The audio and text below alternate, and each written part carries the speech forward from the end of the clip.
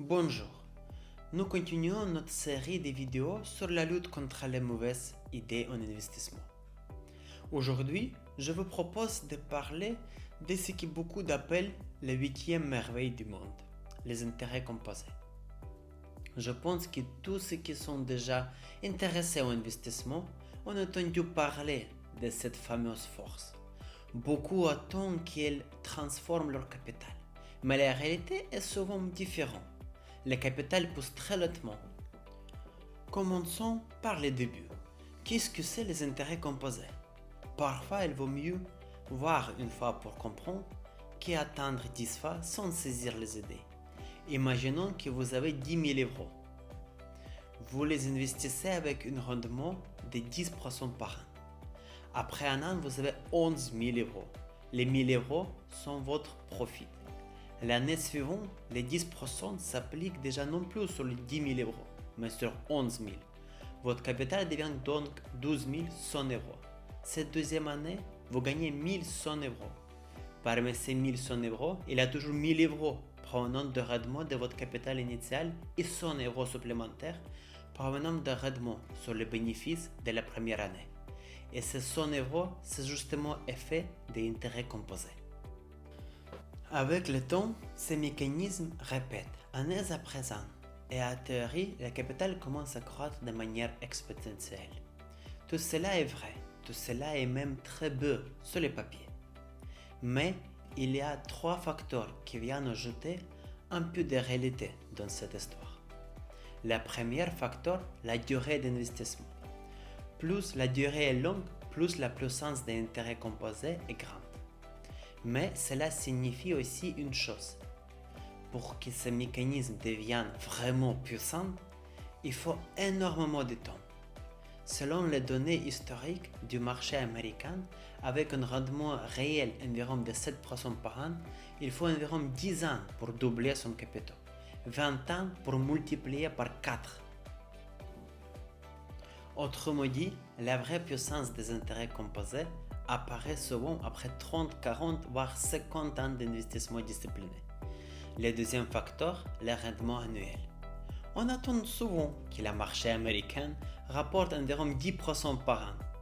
C'est globalement vrai si on regarde l'indice S&P 500 sur le presque 100 ans avec un rendement moyen autour de 9-10% par an.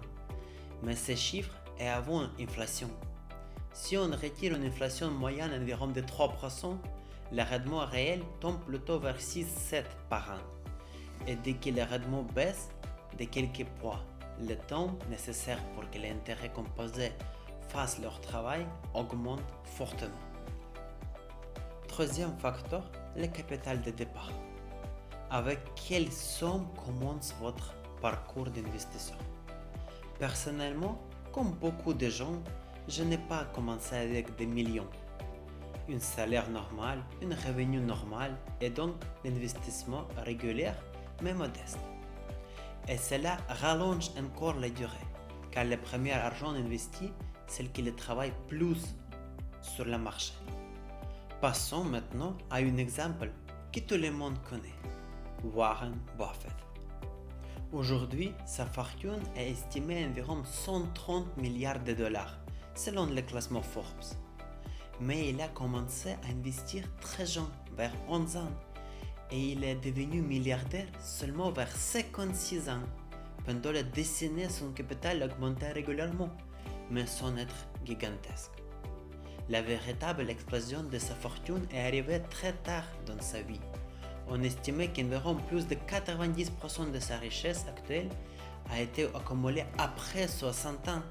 Regardons son exemple avec nos 3 critères. Le temps. Il investit depuis plus de 80 ans. Le rendement. Durant sa carrière, il a généré environ 20% de rendement annuel, alors que le marché américain tournait autour de 10%. Mais si on retire l'inflation moyenne, environ 3%, le marché rapportait en réalité 7%, alors que le Buffett tournait autour de 17%. Autrement dit, il a battu le marché presque 3 fois sur le long terme. Et malgré cela, il a lui fallu d'un demi-siècle pour l'atteindre des dizaines de milliards. C'est une performance extrêmement rare, accessible seulement à quelques personnes dans le monde. D'ailleurs, Buffett lui-même disait qu'au cours de sa très longue carrière, il avait rencontré seulement quelques investisseurs capables de battre leur marché sur plusieurs décennies. C'est assez drôle parce que si on regarde YouTube aujourd'hui, on a parfois l'impression que faire 100% par an est quelque chose de parfaitement normal. Les intérêts composés ne sont pas une baguette magique qui va rendre riche rapidement. C'est une outil extrêmement puissant, probablement l'un des plus puissants en finance. Mais c'est aussi un mécanisme long qui demande du temps, de discipline et de l'investissement régulier. Si ce sujet vous intéresse, abonnez-vous. On continue de la prochaine vidéo. À bientôt.